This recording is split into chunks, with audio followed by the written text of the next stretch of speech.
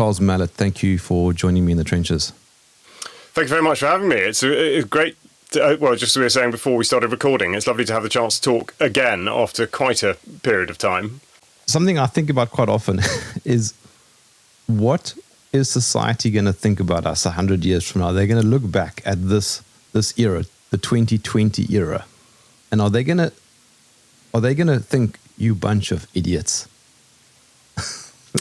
It is a very, very good question, and that is something I spend a lot of time considering. Not that way round, but the other way round. What were people actually thinking 100 years ago or 200 years ago? I think we are infested by a version of history, either macro or micro, which suggests that people only really did or thought one thing, and the idea that there was any counter-narrative or opposition thought is, like it is today, always treated as something other, and that cannot simply be the case that we in the sort of early 21st century are the first people to consider that dissent is appropriate and that all we see around us is not quite right. That has been going on forever, but of course, as we know, history is written by the victors.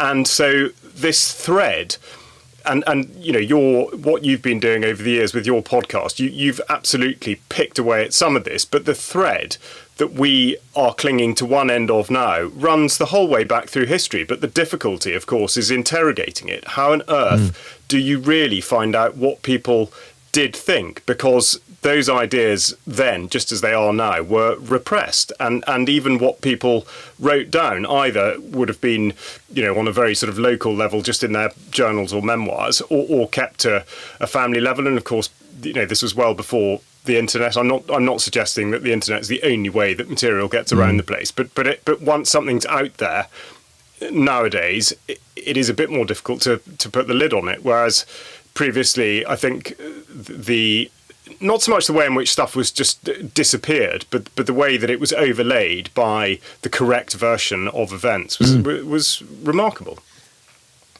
I'm trying to find a segue into our main talking point, which is the Church of England. But I think there is a type of segue occurring here, which is when you go against institutions, historically, you always get cast out. Yes, I mean, in fact, I would say the segue is even more direct. We think we understand the history of, it doesn't really matter whether it's the Church of England or any faith or any organisation, but of course the version that we receive is the version that they want us to receive. So the idea now that the Church of England, although its current iteration is relatively modern, it suggests that actually it does hark back to the earlier centuries of the first millennium, and we don't know. We weren't there. We can't make that judgment. But exactly like you say, the church, whether it's the Church of England or any other religious organisation, has the way in which it treats people either within or without. I mean, it is absolutely stark. And I think, again, to segue, I think what I and those that have investigated any of this have found so completely extraordinary is actually what does fit within the church camp now, because I would say anybody with faith, Christian faith, who may either peripherally or in a more involved sense be a part of the Church of England would be absolutely amazed to find out what the church does encompass by virtue of certainly its investments, but the sorts of connections that it has across the world are, on the face of it, utterly contrary to the sort of central tenets of Christianity. It's very, very peculiar.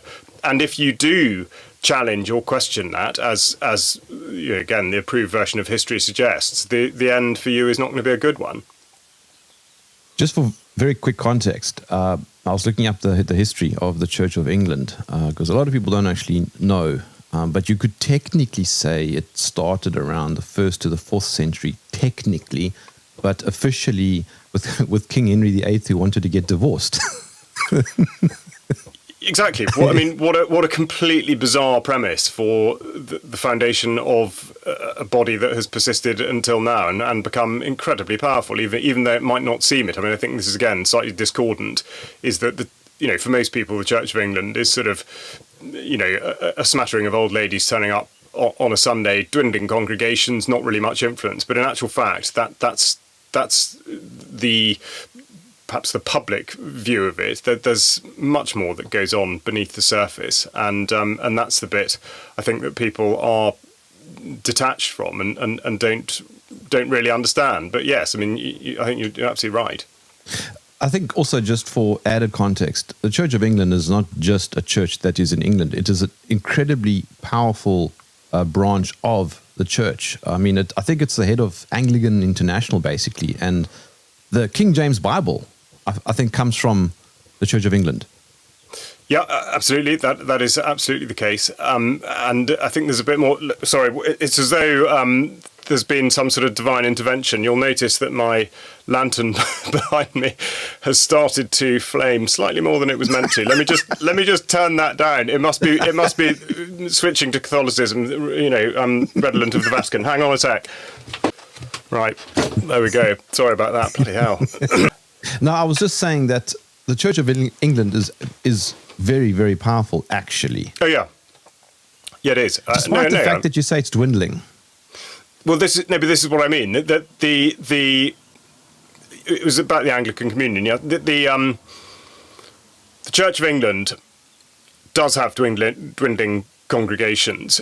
It's not across the board, actually. That is misrepresentative. I think some of the urban churches, metropolitan congregations, are absolutely swelling, but so are those of other churches, other organisations as well. I think really what I mean, talking about the dwindling congregations, it's not so much the influence of the church, but the part the church played in the lives of the community at large. And I think if one went back 50 years, 100 years, certainly there would have been a more uniform relationship with the church, whether you were in the rural environment or the urban environment. The percentage of people that would go to church, and therefore the place that the church had in that community, was more significant, or at least more generally significant, I think, than it is now. But then the other thing that you quite rightly point out is that the church, whilst Church of England is sort of notionally the focal point of the wider Anglican communion, so churches that are in other parts of the world, mostly former British territories and colonies, their relationship with the Church of England has become much more tempestuous over the last few years. And good is really the way to view that, I would think, because they are calling into question some of the policies, some of the stances, some of the behaviours and the failings that the Church of England has demonstrated in the UK over, well, certainly decades. It's completely peculiar. So it shouldn't be a surprise that the wider Anglican communion doesn't perceive the Church of England to be as significant as it would like to think that it is.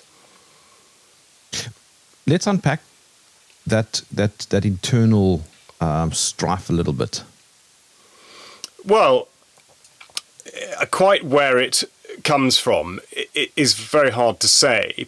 But I think, again, we go back to the history of it, and this may rankle with people who are churchgoers or who have faith. And I absolutely don't mean it to come across like this, but I think the way one must perceive it is that the church, as with so many organisations, has the ability to be used as a control mechanism.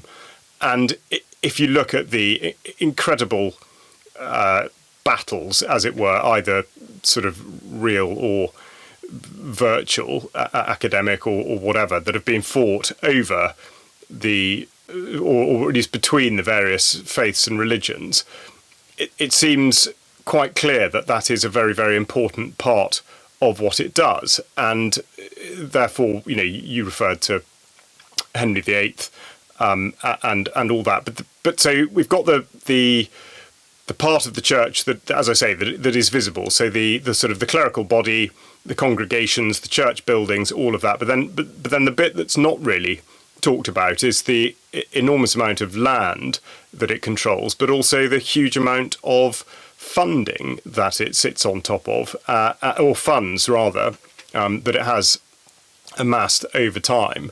And so the question is, how has that come about and to what end? And I think this brings one to the central point, which is how does one really view the church? And for me, increasingly so. And as I say, this is absolutely not with a view to calling into question anybody's faith, because I think that's a separate issue, and that should be a personal thing, and it's not really for the church to tell you how you should believe and what your relationship with God should be.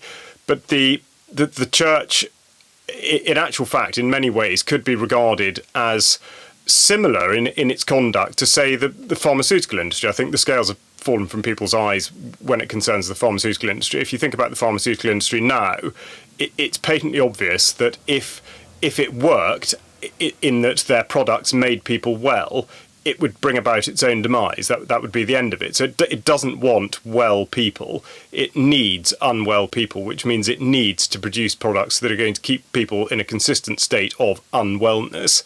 And similarly, the church now, if the world was peaceful, harmonious, happy, all the things that the church, at its centre, sort of preaches about, and therefore that people felt that they had less need to go to church, to join in order to pursue these outcomes, then it would defeat part of its purpose, certainly. And I think when one looks at the way that it profits financially from the negative sides of life, we can go into the detail of this in a bit, but it would really undermine its position. And again, I think that's not really thought about. But ultimately, as either a control mechanism or as an entity, I think it should really be considered more in corporate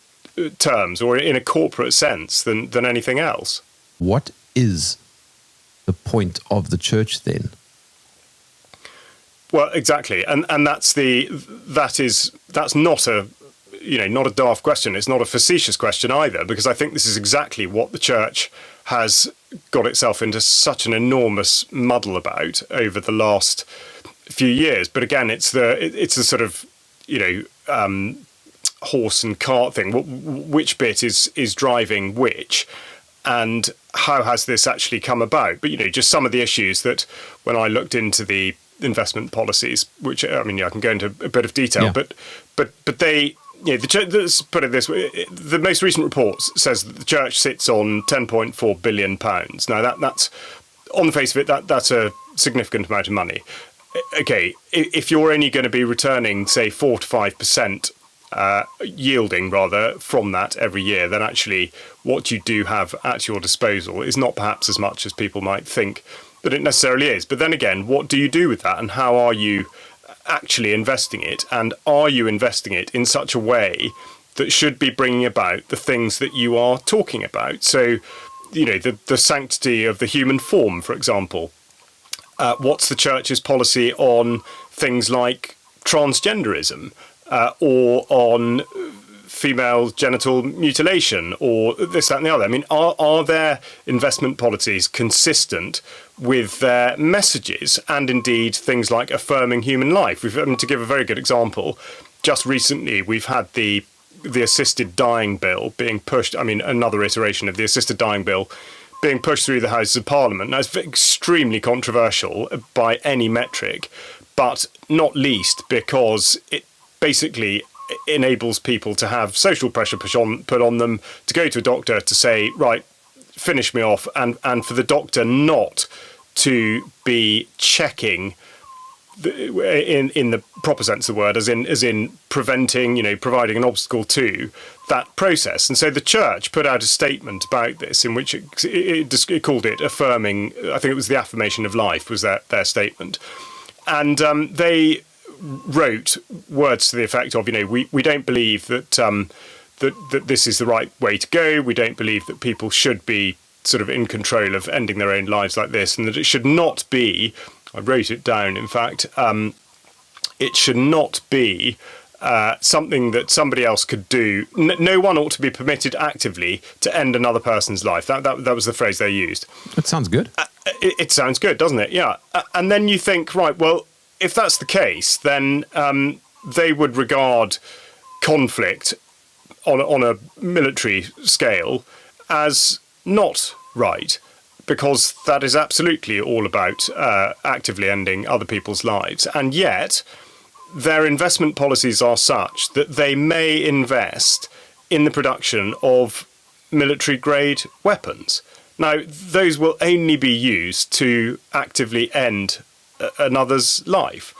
So it's absolutely enormous contradiction, and exactly the same with, say, transgenderism, where in affirming the form that we are created in, at the same time they celebrate the mutilation of the body in an apparent effort to become quite somebody else. And in fact, they go further with transgenderism. They have a specific clause, in fact, about people who are wanting to become confirmed into the Church of England concerning trans people. I thought I'd quote this because I think this is interesting. So they say, the Church of England welcomes and encourages the unconditional affirmation of trans people equally with all people within the body of Christ, and rejoices in the diversity of that body into which all Christians have been baptized by one Spirit. It's amazing on many levels. I think this, actually, I quoted in an article about what I saw as being incredible contradictions between criticism of or adherence to what's described as female genital mutilation, circumcision, and then transgender surgery, and the conflicted positions that not just the church but the medical establishment has on this. I'm interrupting, but why? What would be their reason?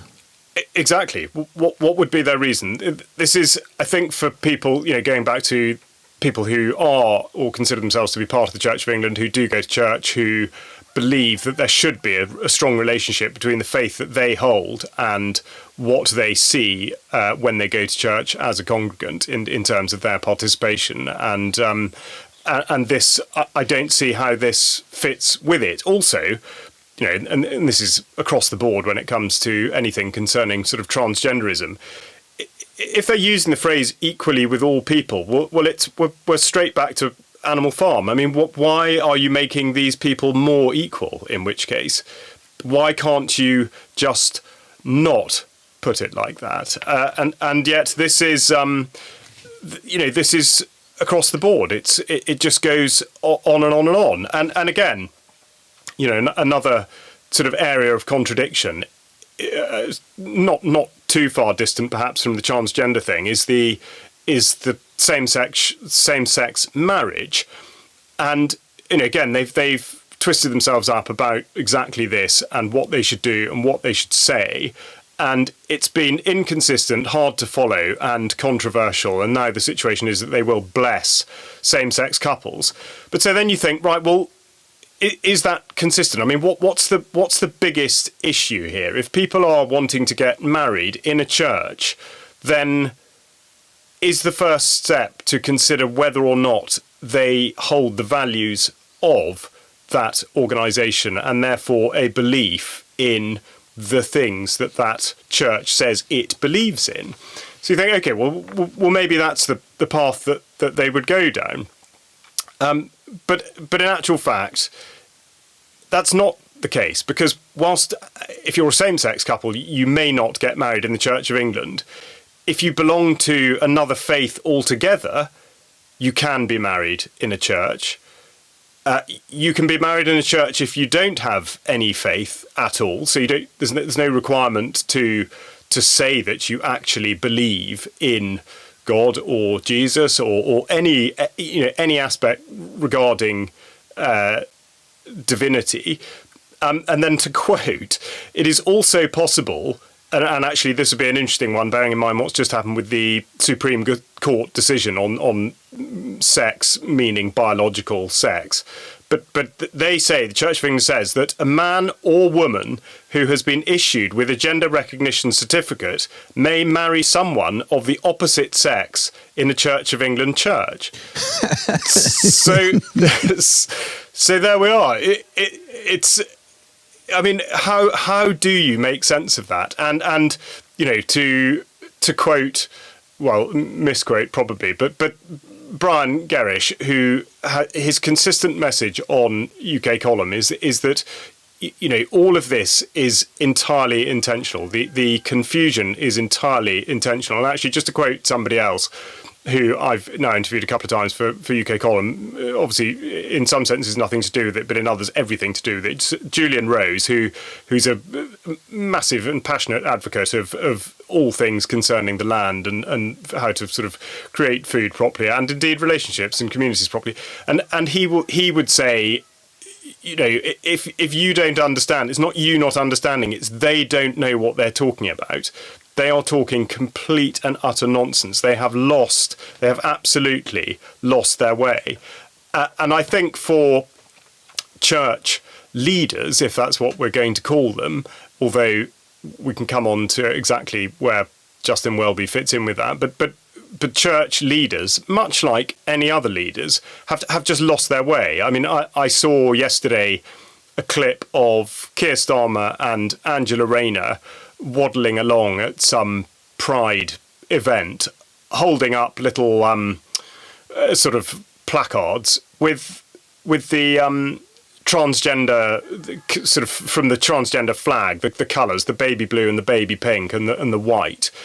And you know, why would they do that? Why are they actually doing that? And what does it mean? Why, if we're talking about surgically removing people's genitals, why are the colours that were chosen for that flag not just baby blue and baby pink, but actually said by the artist who created the flag, said to be baby pink and baby blue? Why are we representing babies when we're talking about removing genitalia? And why is the Church of England engaging with any of that in the first place?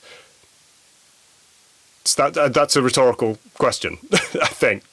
But I mean, you know, this is just, it's one of the very, very, very many contradictions. And so there are two sides of it. I mean, there's absolute overlap, but you know, on the one side, the leadership aspect, and then how that pertains to the actual power of the Church of England, which in effect is as an institutional investor. But there is such great crossover. So really that should be, let's say that's a safeguarding thing. The word safeguarding, which I'm afraid to say I have absolute contempt for, because it's yet another instance in which a process has been created in order to take over from simply common sense or decency.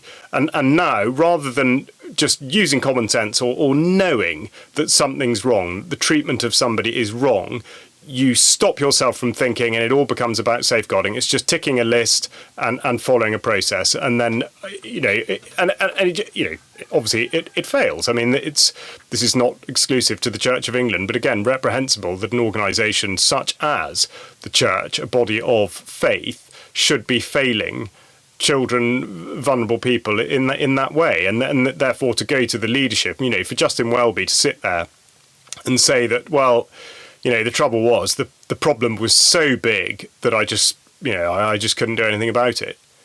You know, I mean, how can somebody sit there and say that as the supposedly the head of, well, the Church of England certainly, but the sort of, you know, the primate of the Anglican Communion? I mean, it's you make pretty a remarkable.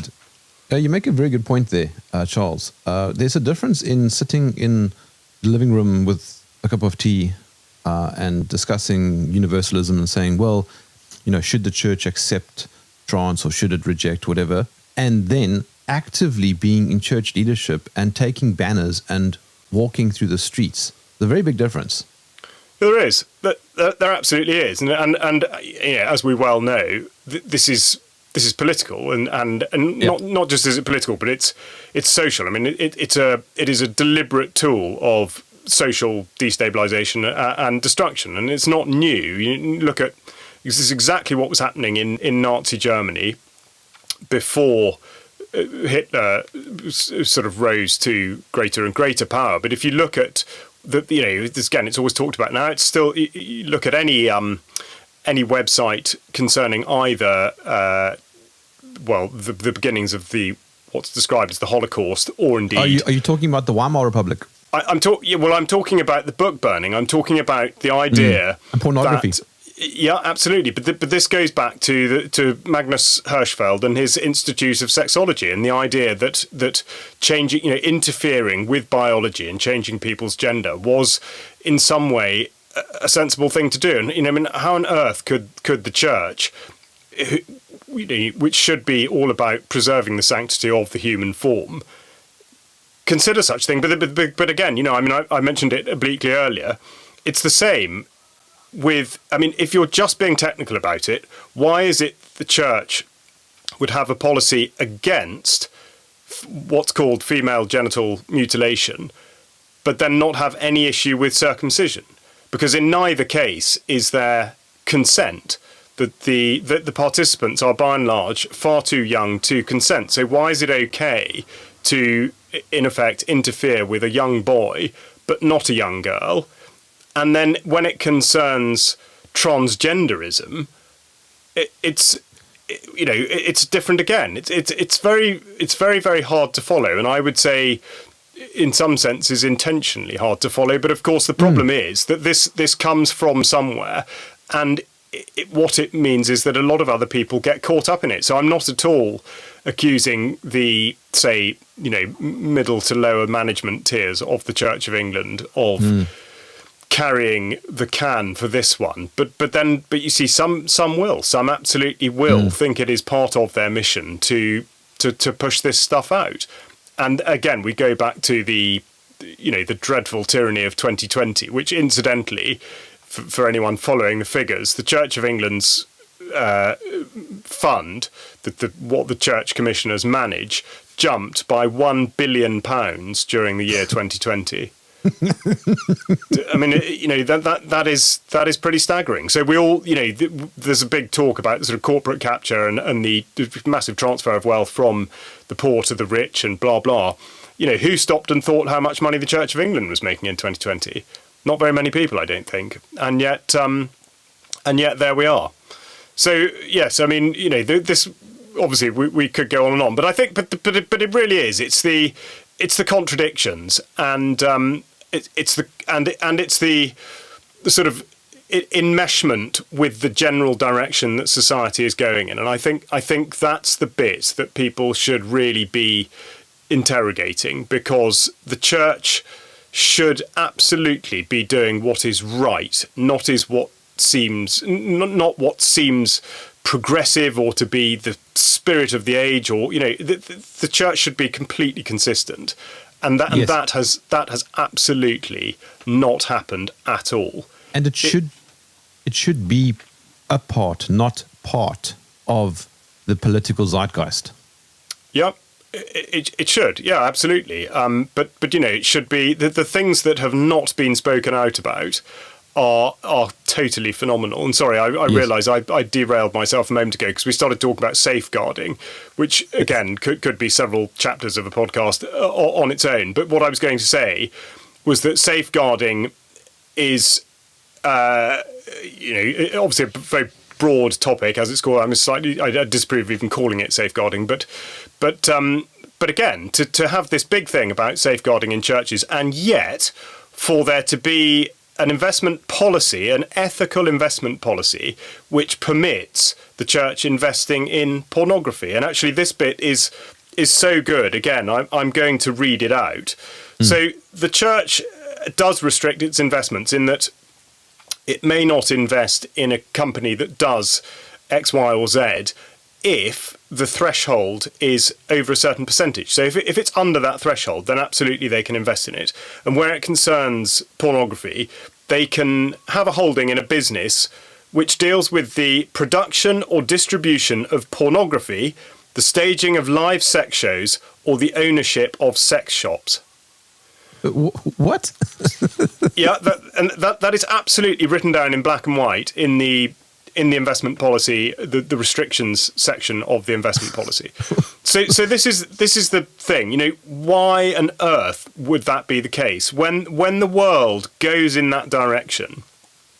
And again, okay, this has obviously been going on for a long time, that sort of industry. But nonetheless, why would the church, in terms of investing, if it's going to have an ethical investment advisory committee advising the national investment bodies, why would there be any grey area? Why would they simply not review things on an absolutely black and white basis? In that, because if they're go on, yes. No. Sorry, I'm interrupting. Go on. No. I mean, if there's any hint that a company is doing something that's considered outside of Christian values, then you simply blacklist it. You just don't invest in it. And yet here we are doing that at the same time as talking about safeguarding vulnerable people. I jumped in midway there because you were asking about pornography, and a conversation I had some years ago did create a bit of a grey area with this. If you look at, for example, art history, particularly the art that has been funded for centuries by the church, is that considered pornography at the time? I mean, we look at paintings now and they're beautiful. I think you're being very, very conciliatory. I see what you mean, and it absolutely raises an interesting point. But I would say there's a very distinct difference between the art that you're describing. First of all, because that is concerning church buildings primarily and the telling of stories. And therefore, yes, you're right, much art was commissioned by churches. I think it also shouldn't be forgotten that a lot of art was effectively the other way round, was that the powerful families involved with the church would commission the art to get it into the church for their own glorification. And I think that is something that we should come back to, because I think this does play a part, and also the theme of sort of indulgences and absolution. I think we should come back to that. But no, I'm afraid to say we're talking about something totally different. Pornography. We're not talking about the sort of the appreciation of the human form in its natural state. This is absolutely a difference, and I think it is far too well known that there is a pathway between people becoming involved in pornography on some scale, and that going further and further and further into a place where people should not be going. So, no, I mean, okay, and again, we come back to the idea of consent. Yes, if that is absolutely genuinely what people want to do for a living, and they do not believe they're coming to harm, and they are not apparently coming to harm, okay, but nonetheless, I think the question still remains, does it actually accord with Christian values? And I think not. I think on a very, very basic level, I think to let's take the Ten Commandments. I mean, I think one would have trouble justifying pornography, certainly the staging of live sex shows. I think that would be a bit of a stretch. I would say the distinction is quite clear. What one is the creation of imagery, performance, or whatever for carnal pleasure, and the other one is for appreciation beauty of the human form. Yeah, beauty, exactly. And of course, David specifically, because of, as I say, the storytelling aspect. David, he's not just some random bloke. He is David who knocked Goliath down, and therefore he is as an emblem, he's phenomenally powerful, and yet no one. How often do we really talk about that or him? Not much. So yes, I think there is absolutely a distinction to be made. But then again, that's such a good point, because I can't think of anything off the top of my head now. but the celebration of the human form with Michelangelo's David certainly. That is a man in peak physical condition, and yet now we do still see sculptures across the land, across the world, but look at the proportion of sculpture that is produced now with people who are very, very far away from being in the peak of condition, and so it's not just to say, oh, well, gosh, you can't discriminate, we're not all the same, whatever. No, but actually the bigger picture is that people who are not in prime condition have in some way been abused, either by the food system or the medication system or the lifestyle that they are able to lead. So actually what you're doing in representing somebody who is out of shape, and again, people might find this a bit hard to listen to, but that is in effect a celebration of something that I don't believe should be celebrated, and that's not me just having a pop at people that don't look like David, because lots of people don't look like David. I mean, okay, we should strive to. But we should, and again, why not? And so where's the church on this? Where is the church on food, on lifestyle, on all of this sort of thing? And look at what they did in 2020. They shut their doors before they were told to, and they hung up those LGBTQ flags. I saw, at least down here, some Anglican churches put those flags up and told people to wear more. In fact, who was that one person? Was it the Pope who said that Jesus would have got vaccinated? Gosh, I had a fear we were going to come on to that. I'm not sure what the Pope said. Justin Welby absolutely did say that. We don't have to talk about the Pope. No. Well, again, it's a big old topic. But no, to stick to the Church of England, yes, Welby said, I forget his exact words, but yes, words to the effect of Jesus would have got the jab. And that was, I forget whether it was followed by or preceded by, but the church also put out an absolutely horrific video of a number of bishops, but other sort of clerics advocating exactly the same thing. And it was staggering on so many levels. I think primarily because even if you don't stir the murky waters of pharmaceutical sort of vaccination success or otherwise, but simply on the matter of choice. And what on earth are they thinking of doing by suggesting that choice is removed and that you must do this in exactly the same way that was done in 2020 when the churches were closed? There was no choice.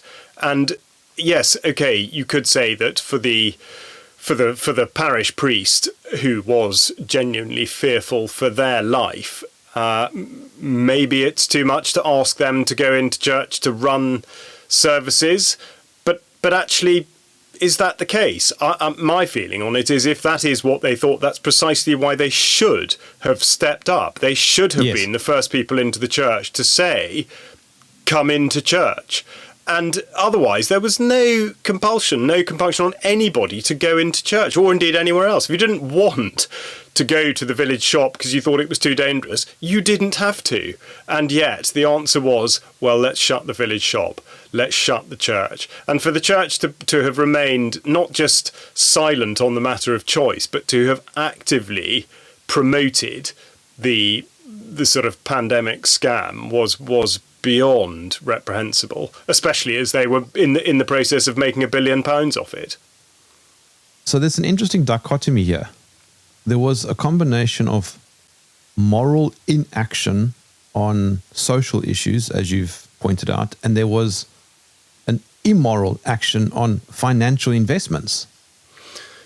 Yes, I mean, I think so. And this is, the financial investment thing is completely fascinating, because the other bit that we haven't talked was many bits, but back then, a lot of what the church was invested in, can you believe it, was tinkering around with human embryos, and that they list so stem cells and and much else besides, production of organoids, really bizarre and highly questionable forms of science, if that's what one wants to call it. And again, so I go back to the investment policy. On the one hand, why would you even consider it? Because it's so highly controversial. But not only did they consider it, but they actively invested in it. Of their top 20 holdings back in 2020 or 2021, nearly half of them were involved in stem cells. And I wrote down what Illumina wrote, Illumina being one of the businesses that the church was invested in at the time.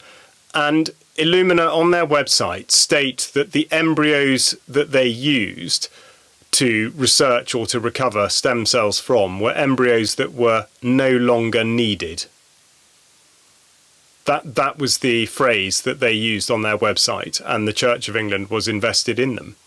So it's perfectly staggering. Now the portfolio has shifted very much dramatically towards AI, everything to do with AI. So they're predominantly involved in the production of semiconductors, which are totally necessary for the upscaling of AI. And of course, the contradiction is immediate. I mean, you've produced an excellent show recently on AI, so anyone who's listened to that will have a much better understanding of what it actually is. It is not intelligent, but nonetheless, what it does do is strip away reason and accountability from human beings. In effect, it takes away, if you allow it... The church doesn't need to be involved. It absolutely does not, and I would say should not be involved.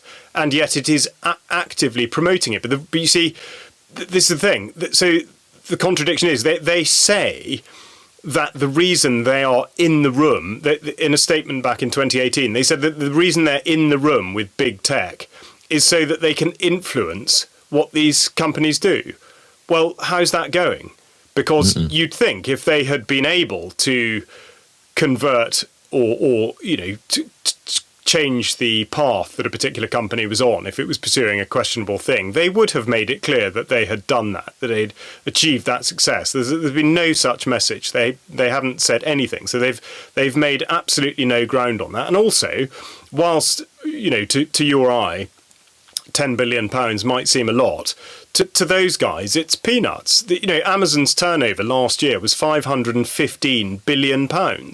So what's some pipsqueak with 10 billion really going to be doing? And for England, Amazon, with whom the church is deeply embedded or in bed with, that Amazon now control much of the government software or tech platforms through Amazon Web Services. They're moving into warfare, and yet the church is still insisting that a company may easily or may well be able to follow its ethical nose, rather than pursuing, or at least that doing that would still be in the long-term interests of their shareholders. I mean, where's the example? It's totally extraordinary. Perhaps the answer lies in that book that's sitting behind you. Well, I think some of it does. I would say it absolutely does. If you can't quite see all of it, it's Agenda 21, which was written by Martin Edwards back in 2013, republished by UK Column recently. And if you haven't read it, I would absolutely recommend that you do. And I think the most important thing about it is to trace it back, as far as it can possibly go. And let's just put this out there. In the mid 1940s, just as the United Nations was getting going, post-war, the first United Nations Security Council meetings were held at Church House in London. That is something I think that is not much known. And the reason that's significant is because that post-war period, certainly in the United Kingdom, if not many parts of the world that had taken part in the Second World War, used the emergency of the Second World War as a springboard into the most amazingly radical transformations of so many parts of our lives. So the most obvious ones in the United Kingdom our education, which was totally overhauled and changed, the creation of the National Health Service, which was bitterly resisted at the time, but of course now we're supposed to consider it as a national treasure.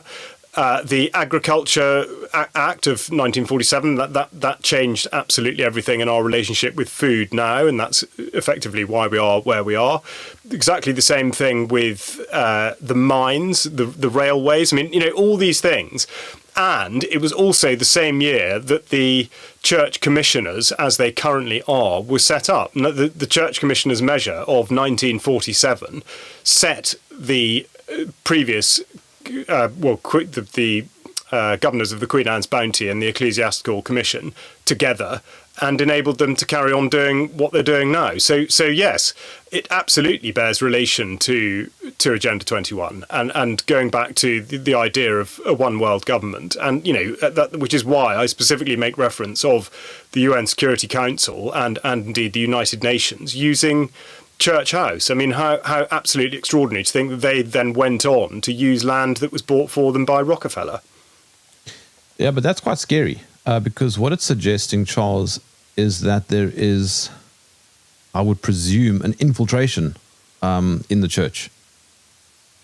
I think there is. I mean, I think we, in some sense, one needs to be a bit careful in considering how any of this does actually work out, because I'm a great believer in looking for the simplest possible explanation, and I think to overcomplicate is a bit of a fool's errand, not least because it's very hard to pin down the detail. But if we're to let's take Justin Welby, recently described by a clergyman I was talking to last week as radioactive, which I thought was a very fitting description. And also I should point out that even though he's retired fully from the church, he's not just retired as Archbishop of Canterbury, he's completely retired. He is still living in Lambeth Palace, which I think is quite remarkable and something of an abuse. But that's slightly by the by. But the point is with Welby, he has worked in finance and you couldn't make it up, but the extraction of fossil fuels. I mean, he was in the oil industry and was involved in some, probably peripherally at least, involved in some very, untoward goings on in Nigeria, certainly, and other places. But so the point I'm trying to make is that actually you only need very few people to start shaping policy at the head of an organisation for it to trickle down, to run down, and to be pushed out at the lower levels without really having to convince people of its rights or wrongs. And I think, let's say, climate change is an absolutely perfect example of that. If Justin Welby says, right, well, everybody accepts that the climate's changing and that humans are responsible, we're definitely going to do something about it, so we'll all go net zero. And then you look at what that actually means. What it means is that congregations are going to have to foot the bill for churches not using electricity in the way that they currently use it, for not using oil or gas-fired heating or any of that kind of thing, at the same time as the church commissioners are still able to invest in thermal coal and the production of oil.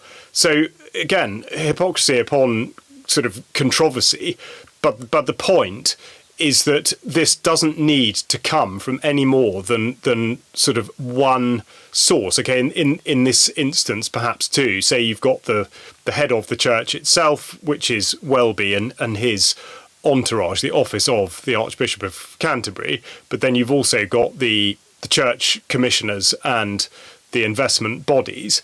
So it really doesn't take a lot, and I know this, for a fact, having interrogated to a certain extent those in my area, church officials in my area, as to what do they know about any of this? Where does this stuff come from? And they're not told. They don't know. It comes down, and because the church command structure is similar in some senses to a military command structure, it works very well. Once something comes down to a diocesan bishop and then goes down through the various benefices, it is not difficult to see how this stuff gets either pushed out or ignored or concentrated on or whatever it is. And of course it goes hand in hand with, I've just talked about education having changed radically since the Second World War, goes absolutely hand in hand with that, because there are still a lot of Church of England schools, and you've got that sort of triangular relationship between the churches, the schools, and therefore the children, across to the parents, and then back up to the church. Of course, the parents are congregants at the church. So to create the sense that such and such a thing is right, or that we need to do this and use the church as a medium, is actually very, very easy to achieve now, because of the architecture that's been in place for such a long time. But this seems like it's a story of human history. I mean, can it actually be ironed out? Well, no, you're totally right. It is. I mean, we're sort of back to where we started, because this is absolutely, and that's why, and again, I don't mean this to dismiss people who go to church and do actually achieve good things, because that, we've talked a lot about the bad, and of course there are still churches and clergy who are completely on the right track and looking out for their congregations, and churches that do form the backbones of communities. But I would say by and large that's now the exception. But yes, I mean the problem is that because the church may be used as a control mechanism, and we shouldn't forget, of course, that it is intrinsically intertwined not just with the monarchy in the United Kingdom, but also with the state. And there was a bill, Lord Scriven put in a bill to disestablish the church a couple of years ago, which private members bill, it fell away, but I mean, who knows, maybe that would come back again. But no, I mean, I think like all these things, the only way to change the outcome, to change the course of the Church of England is grassroots, is absolutely at the lowest levels. And so I think it was, we can all think of whether they were hairdressers or shopkeepers or gym owners or whatever, people who stuck their heads above the parapet in 2020 and just said, no, I'm not going along with that. And for those with their eye on it, there were some churches that did that. They said, no, we are not going to go along with this. We are going to do what is right, what we believe is right, and what fits with Christian values. And so it is for them to do that, to be supported by congregations in doing that, in realising that that is the right thing to do. And that it has to be sort of pushed back up the chain. But to get to the point where we have a body of bishops, Archbishop of Canterbury, that are going to be doing anything dramatically different from what they're doing now, I'm afraid to say I cannot see what on earth would bring that about. I really can't. There is a sense, though, that a silver lining is quite apparent, and I'm looking at all these. What would you call them? Obstacles. Let's say obstacles, and apply the Stoic way of thinking and go, well, okay. It allows us to reestablish what these things mean again. Like I asked you earlier, what is the point of the church? What is the point of the congregation in an event like 2020? What should the church be doing? It kind of forces these philosophical questions to come back into the zeitgeist. It does. It absolutely does. But in that case, I think it's beholden upon those that are in the office of, whether it be parish priest or dean or bishop or whatever, to take it upon themselves to do what they feel is going to be appropriate for their community, for their congregation, rather than considering how what they're doing fits with the church narrative on all the things that we've been talking about. I think they need to see that in getting it right, it does actually require distancing oneself from it. But no, I mean, I totally agree. I think there should at that level absolutely be a silver lining. And I think I would hope that in certain places people are feeling that is achievable. I think the problem is, much like in wider society, the number of people who just take absolutely as read that there is a climate emergency and that changing gender is okay and normal, and that AI is somehow inevitable and useful, that they are in an overwhelming majority simply because they haven't stopped to think about it. It's not that they can't realise the issues with it. It's just that they haven't been put in a position where they need to. And for the church, I mean, crikey, you talk about an opportunity for the church to actually step forward as a leader. And this again is precisely where I think it's gone so wrong. We've talked about this a little bit just earlier now, that concerning AI, why is the church not absolutely jumping up and down and saying no? And okay, I don't want to contradict myself, because obviously I've been talking about choice, but I mean, no, as in no, it's not inevitable. No, think about it. Choose wisely. So I would say yes. I mean, the silver lining is this is an amazing opportunity for the Church of England, either as a corporate body or at the church level, individual church level, to actually stick their neck out and make a real difference. Yeah. I mean, basically what they should be doing is reaffirming what their values and their principles are and say, this is what we believe and we will stand by this. Yes. Well, but this is the trouble. I mean, if you read through all the various documents that they do push out on this, and I've quoted a few of them today, this is where we get in such a muddle. And this is, I'm afraid, this is absolutely no different on say, or different from, say, government policy or legislation or whatever. It doesn't matter what it is. They write one thing and then promptly do another, sometimes trying to justify it with the very words that would appear to contradict it. So, yes, I mean, that this seems to be, well, it seems to be the spirit of the age, but then actually it has probably ever been thus. So they speak with a forked tongue.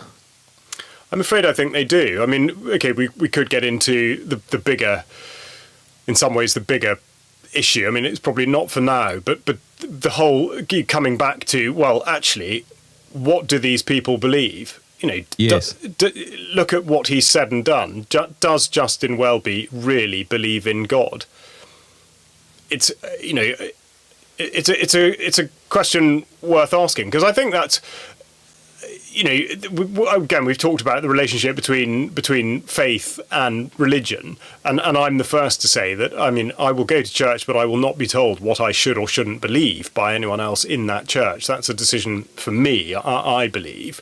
But then what exactly are these people believing? I mean, why do people go into the church? Is it really, at its core, based on their belief in God? I don't know. And actually, adding to that, that is where the change will come from, the individuals and what they believe. Yeah, it is. It absolutely it is. But it's still about actions, and that's why that's why I go back to, I think, the significant detail that rural, okay, we are talking mostly about rural, but that rural congregations have diminished to quite such an extent, because it just means that the overlay of sort of all the different tiers of society, or not tiers, but all the different things that people do in life, the church now has very little connectivity with anything else, and that is a big change. So even if people do that, and even if there is change, what effect is that going to have? I mean, I don't know. I don't mean to be pessimistic, but it's just that you can see how that would affect greater change in, say, a metropolitan environment where there's a really, really big and engaged and active church congregation. You can see how they would get stuff done by sheer dint of their belief and indeed the action that it drives them to, because they are a significant part of that community. But in places where the church, because the numbers are so small, is only really a fringe player in the community, one wonders quite what the future does hold. All right, well, as we come in for the final lap, what's the moral of the story? Yes, I mean, I think the moral of the story as a congregant is to to hold true to your beliefs and to speak out. And I think it doesn't have to be confrontational, but I think, if you do participate and you go to church, or indeed you want to, I think you shouldn't be backwards in coming forwards. You should absolutely make your views known, mostly because people won't have considered it. I mean, if you've sort of been interested by what we've been talking about during this podcast, then I think bring these issues up, because they are great talking points, and I would absolutely wager that not only will the people around you in the church have not known them or thought about them, but I would absolutely bet that the priest will also be completely unaware that this is the case. And it is that kindling of passion by delivering a small amount of information that I think has got to be the way to go. As for the other end of the scale, or the upper end of the hierarchy, challenge them. I absolutely do think these people need to be challenged. They're not immune from it. They're not, we talk about sort of ivory towers or whatever. They are accessible. They do write back. I know that for a fact. And they also must be dealt with. These things need to be considered. They can't ignore it forever. And let's face it, they do still talk about some of the big issues, and they do get some things right. I mean, I don't mean to say that just because these things are being done so badly and because there are so many contradictions, that the whole thing, that absolutely everything they do is completely rotten and wrong. I think that would be a mistake, although in certain instances that is quite a hard position to hold. But yeah, so I mean, I think the moral of the story is like with everything, like all these things we talk about, is do what you can, what's within your gift to be able to do. Well, you can absolutely, definitely go to a church and engage with people and talk about these things and make yourself relevant within the church and make the church relevant within society. It needs to be relevant for the right reasons. It's such a, it's a funny topic, because for a lot of people now, they've just sort of had it with the Church of England and just think, well, I don't really care. I think I would take the opposite view. I think people absolutely should care. And this fits in with the series of podcasts that you're running. I mean, okay, we're talking about the Church of England today, but it doesn't really matter what the issue is. People, if they want to see change, they do need to engage with it, and I think that's the big thing, and that is really the battle of ideas, the whole basis of the Jerm Warfare podcast is to deal with all this, because otherwise what's the point? Otherwise, what do? We just sort of learn this stuff and just don't do anything with it. The whole point of learning stuff is that you do something with it, and I think that's where that's where people have gone so far wrong. First of all, people don't know things anymore. I mean, education in this, when I say this country, I mean in the UK, by and large, state education is terrible, and it is indoctrination. I mean, that is so overwhelmingly obvious now. But to be on the end of this sort of stuff and to listen to it and to engage with it is immensely powerful. So to really harness that, and this is what you do, and it's fantastic. Go to ukcolumn.org and you will see much more of this kind of thing. And in actual fact, the website, the UK Column website, does have a number of really good articles and about not just Church of England, but about all matters pertaining to faith. And also, we've talked a bit about the relationship with the state. The Dissident's Guide to the Constitution podcast series is really, really good, because I think understanding more about what the state should or shouldn't be doing is again so big. But yes, ukcolumn.org. On that note, Charles Malet, thank you for joining me in the trenches. Thank you very much, Jerm.